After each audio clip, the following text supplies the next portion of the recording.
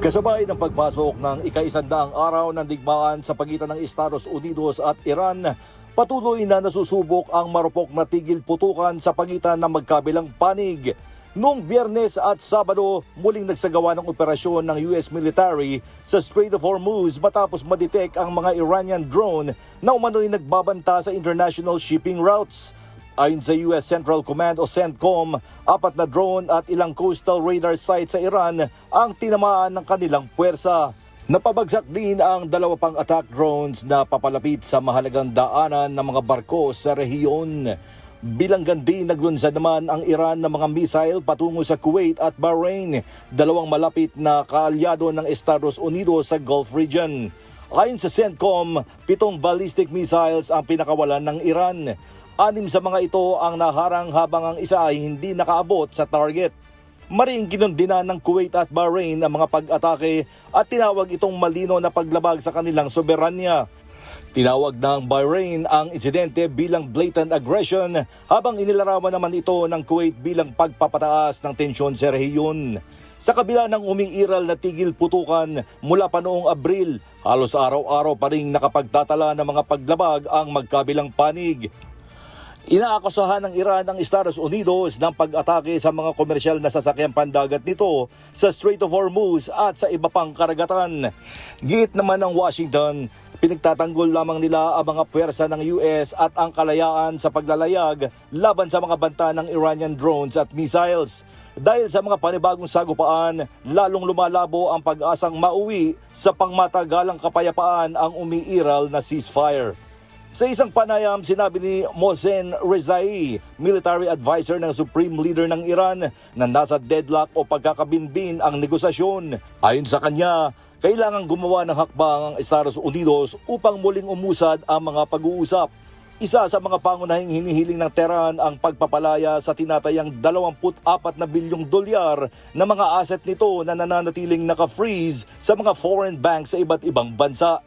Ngunit sa halip na ibalik ang naturang pondo, pinag-aaralan ng US Treasury Department na gamitin ng ilan sa mga Iranian assets sa pagkukumpuni ng mga nasirang pasilidad at infrastruktura sa mga bansa sa Gulf region na nadamay sa digmaan. Ayon sa mga ulat, inatasan ni Treasury Secretary Scott Bessent ang kanyang mga tauhan na tukuyin ng lawak ng mga pinsalang dulot ng mga pag-atake ng Iran at kung paano magagamit ang mga naturang asset para sa rehabilitasyon ng mga apektadong kaalyado ng Amerika sa rehiyon. Samantala, kabilang din sa mga nagiging balakid sa kasunduan ang nuclear program ng Iran.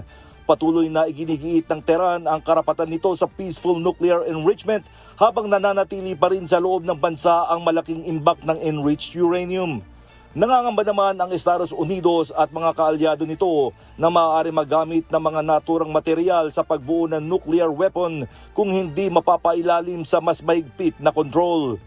Ayon kay US President Donald Trump, may natitira pa ring tinatayang 21 hanggang 22% ng missile stockpile ang Iran sa kabila ng mga nagdaang pag-atake ng Estados Unidos. Bukod sa nuclear program, isa rin sa pinakamasalimuot na issue ang kinabukasan ng Strait of Hormuz. Iginiit ng Iran na may karapatan itong pamahalaan ang pagdaan ng mga barko sa naturang ruta kasama ang Oman.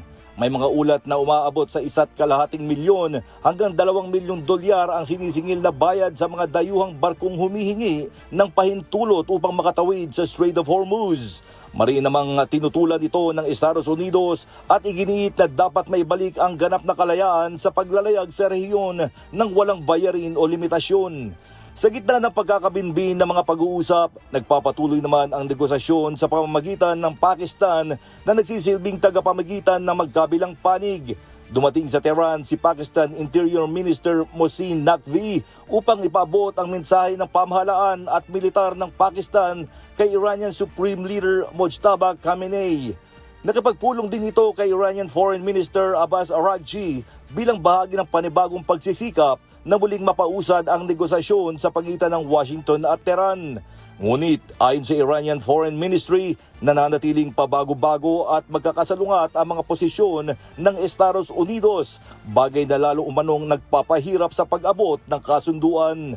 Sa kabila ng mga pag-atake, patuloy na iginigiit ng magkabilang panig na umiiral pa rin ang tigil putukan at kapwa ring nagpahayag ng kahandaan sa pagbabalik ng digmaan kung kinakailangan.